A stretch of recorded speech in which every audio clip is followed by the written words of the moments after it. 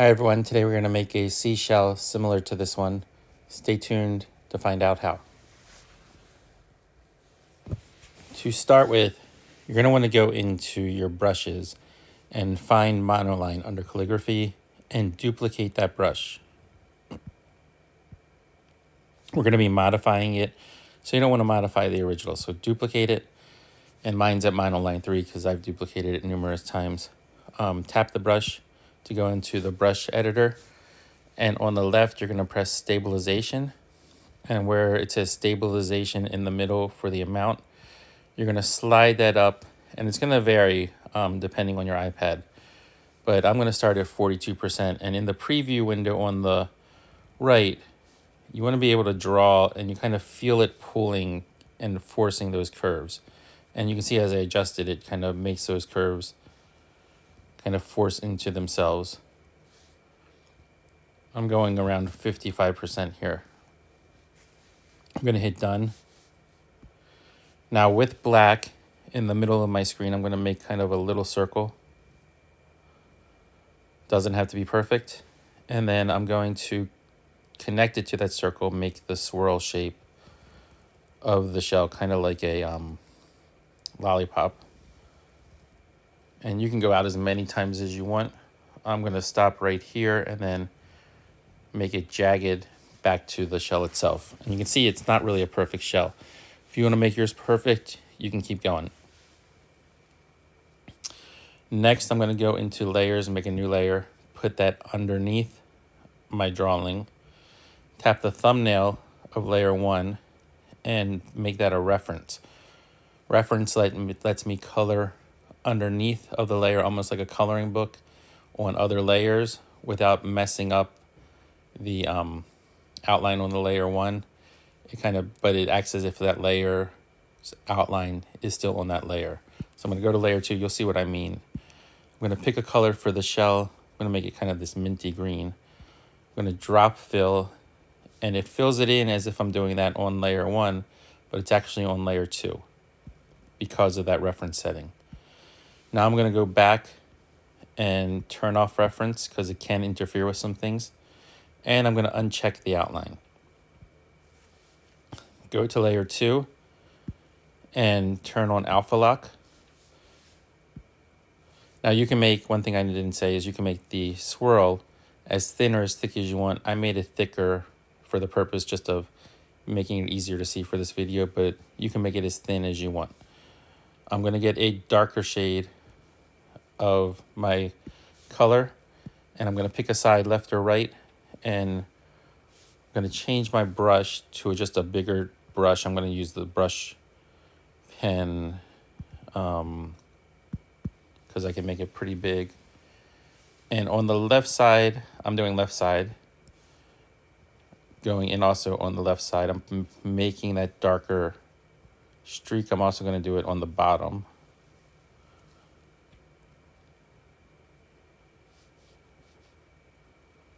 And I'm going to do it on this edge and this edge. On the opposite side, I'm going to go with a lighter shade. And again, this does not have to be neat. It's a little too, not light enough. There we go. So just put those in everywhere the other isn't. I'm going to do the same thing on the ridges here. Put a little dark on the ridges. Then I'm going to get pure white and just put a couple of strokes of that throughout the shell. Now I'm going to go to Gaussian blur, and because I have alpha lock on, it'll keep that blur within the drawing or colors that are already there. It's not going to spread it out across the screen. Blur until you get a cool 3D effect. Now I'm going to pick a color. It can be any color you want. I'm going to go with blue. That goes with my base, still on that brush pen. And I'm going to paint in on top of my shell some stripes. And alpha lock is still on as well. I'm going to alternate the thick to thin side. You can do this any way you want.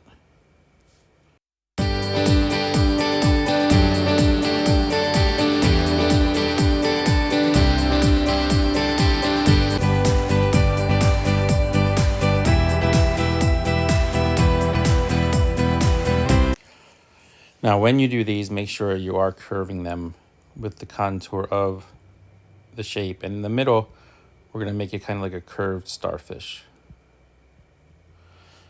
Now, if you want to get really detailed, you can go darker and along the edge where it's dark, you can make it darker.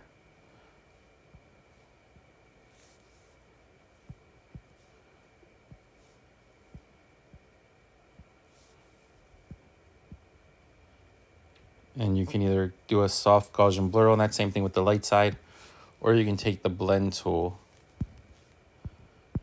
and blend those in.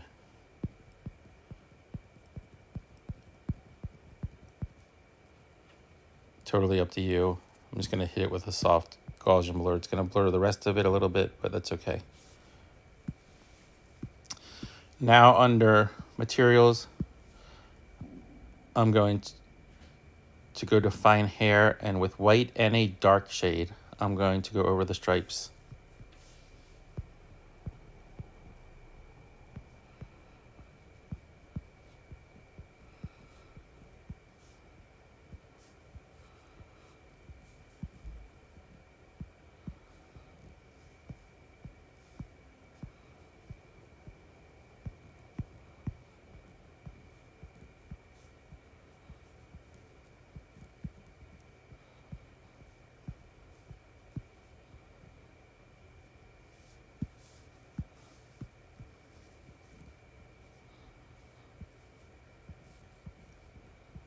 You can also sprinkle a couple of white or dark shades throughout the shell just to add some variation.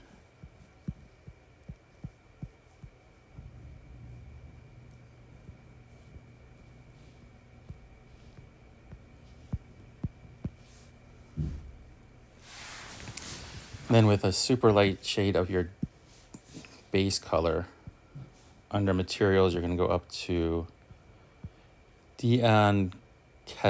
I don't know if I'm pronouncing Diancesto. And on the very edge, you're going to put a little bit of that. And you can play with how much you want to put there, and also put a little dark color there. And again, sprinkle it throughout. And then if you want to, you can take a super dark shade on a layer on the bottom and fill in the middle of the shell. Totally up to you. If it's really thin, you won't need to do this anyway. I'm still using that same brush. It kind of gives it a cool texture. And then we get another layer on the very bottom. And this is where you can draw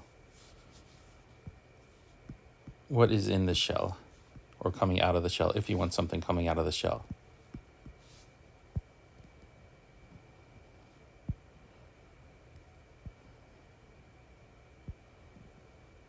It can be anything you want. It could be ice cream. It could be a snail. It could be a hand, a person. Totally up to you. But have fun with it. Hope you found this useful, and I'll see you next time.